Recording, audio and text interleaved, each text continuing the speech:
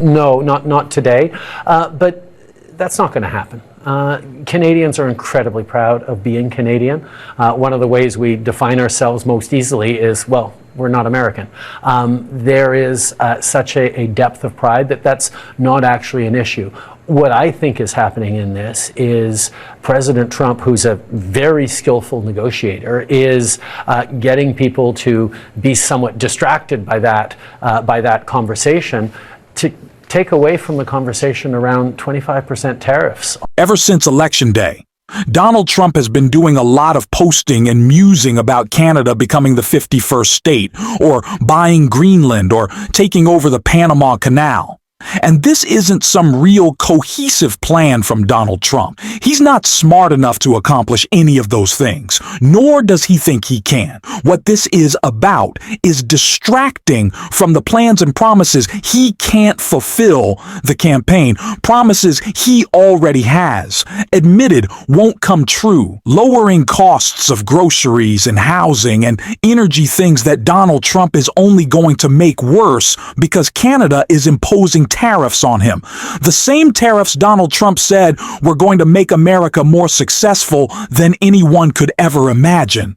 And Donald Trump is really upset with Canada right now because Justin Trudeau just went public with all of that. Not just the way the tariffs are going to impact energy costs in America, but what Donald Trump is really trying to do with all these ridiculous posts, and that Trump into a meltdown as we'd expect, and we are going to get into that tantrum.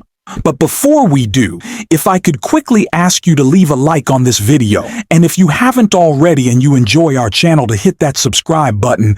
It goes a long way, and it really means the world to me. Now let's get into this interview with Trudeau that made Trump so mad. President-elect Trump has been needling you a bit, calling you Governor Trudeau, talking about making Canada the 51st state. Did you have any interaction with him today? No, not today, but that's not going to happen. Canadians are incredibly proud of being Canadian. One of the ways we define ourselves most easily is, well, we're not American. There is such a depth of pride that that's not actually an issue.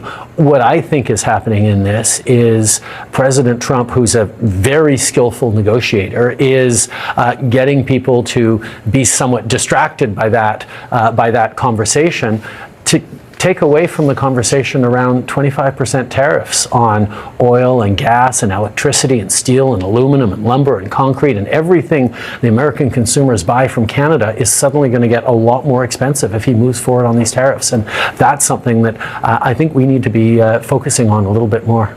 Did the re-election of Donald Trump and this more direct confrontation with Canada over this issue play any role at all in your decision to resign as leader of your party and prime minister? No, on the contrary. What we were able to do during the first presidency of Mr. Trump's was work together in a very challenging situation to come out with a very strong win-win in Canada-U.S. relations with the renegotiation of the USMCA. It is a great deal for both of our countries. We've seen trade grow, we've seen opportunities grow, we've seen wealth grow in both of our countries for workers, for businesses. Working together concretely is something that we've been able to do in the past, and I'm looking forward to continuing to work with him for the next 2 months while I'm still in office. Let's talk about this potential 25% tariff from the United States on Canada. Economists say that will drive the Canadian economy into a recession, and the Canadian government is preparing retaliatory tariffs if these actually go through. Which do you think would be potentially the most effective against the United States? I don't want them, by the way, just as an American, I don't want these tariffs, but minerals, energy? We don't want them either. We do not want to see tariffs on our side. We do not want to see tariffs on your side. It's bad for people who have, for generations, made things together and been successful together to actually start creating barriers between economies like ours. Like, we have so many resources in Canada, more than our market can support, so we export them to our closest friend who can rely on them. It is a win-win for us. we would definitely respond, as we did years ago when President Trump put tariffs on steel and aluminum. We responded by putting tariffs on Heinz ketchup, on playing cards, on bourbon, on Harley Davidsons, on things that would hurt American workers.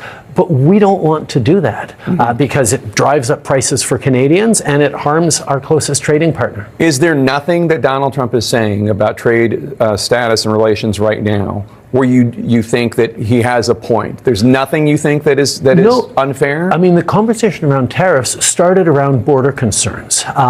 And what I spoke with him about in Mar-a-Lago was the fact that less than 1% of migrants into the United States, less than 1% of fentanyl into the United States comes from Canada. But there are absolutely more things we can do. And you pledged $1 billion to enhance border security. And we're strengthening. That's a clear win for President Trump that got us to do even more to reduce even further the minimal amounts coming in. On trade, there's more that we can do, but we should be focused on making sure that we're replacing Chinese lithium or Chinese germanium or Russian titanium into American productions by relying on your closest and friendliest trading partner in Canada. We can be a strong supplier of things that the U.S. needs to compete around the world because we can do it together. That's the argument that I'm making. Trudeau just hitting the nail right on the head there. And I don't want to give the same credit that he did to Donald Trump as some great negotiator, but what Donald Trump certainly is good at, and what Steve Bannon has always talked about, is flooding the zone and distracting the media, making sure their focus isn't on what matters. And that's the same for Donald Trump. His focus is not on what matters and what clearly mattered to the millions of Americans who unfortunately voted for him and voted against their own self-interest in doing so was cost, housing, groceries, energy. Those things matter, and Donald Trump isn't focusing on them. And in fact, he is doing the opposite. Like Justin Trudeau said, the tariffs on Canadian energy, oil, and gas are going to make things more expensive for Donald Trump and for the rest of America. The thing that Donald Trump expressly said was going to be the opposite, that American energy and the energy that we got from the governments who supply it to us most. The countries that supply it to us most was going to be even cheaper. Now that's not the case, and we know Donald Trump understands this, and it's the reason why he lashed out against Justin Trudeau. And really, all of Canada saying this in a recent press conference. A lot of them. We don't need Canada for that. We don't need Canada for lumber because we have big forests that we have, not utilized. In some cases, they're protected, which I can take that protection off. And you take down a tree and you grow a better tree. That's, pretty common. But we don't need anything. We don't need their fuel. We don't need their energy. We don't need their oil and gas. We don't need anything that they have. And I said to Trudeau, I said, why are we subsidizing you $200 and $250 billion a year? He said, I really don't know. And I said, well, I don't know either. I said, what would happen to Canada if we didn't? He said, Canada would be obliterated if that happened. I said, then Canada should be a 51st state. No, Donald, we actually do need energy from other countries. It's the reason why we saw a spike in energy cost during the invasion of Ukraine and ever since. It's also the reason why we saw interruptions in supply chains. These things actually have an impact. Donald, it's not just posting for fun. You're playing with people's lives, something Donald Trump clearly still doesn't understand, and it's the reason why he's making up all this nonsense and attacking firefighters, local and state officials in California, and those who are trying to put out such a terrible and devastating natural disaster. And it's because he doesn't care. And it's because he's willing to make political hay of whatever issue is going on right now, claiming DUI or saying Gavin Nome needs to resign instead of actually addressing the problem and not making a political out of this like Joe Biden has. And that's why I thought it was so important that Jessica Tarlow had such a great call out of all this nonsense being pushed about the response to these fires in this clip right here. But to Greg and Jesse's points about, this is because of DEI or what we need is practical solutions. There is so much bad information swirling around about the main players involved in this, like the fire chief who's been called a DEI hire. I take her resume any day. 24-year vet, paramedic, engineer, fire inspector, captain, battalion chief, fire marshal, deputy chief. I don't know. But you're proving my point. No, I'm not proving your your point. point. You're proving She is it because qualified for that DEI job. makes everybody suspect. That is the problem. because And you you guys, told them to be that way. paraded it around. So now you Even- put it in people's heads. No, you put it in people's heads. How? I I say didn't that's back a DEI. You. I didn't both back it. mentioned- Anyway, there's also, which I think. Now I wanted to play that clip from Jessica, and it's so inedibly important that it's on the Fox propaganda outlet. And this information is actually getting out there to people who are so angered by all this DE commentary.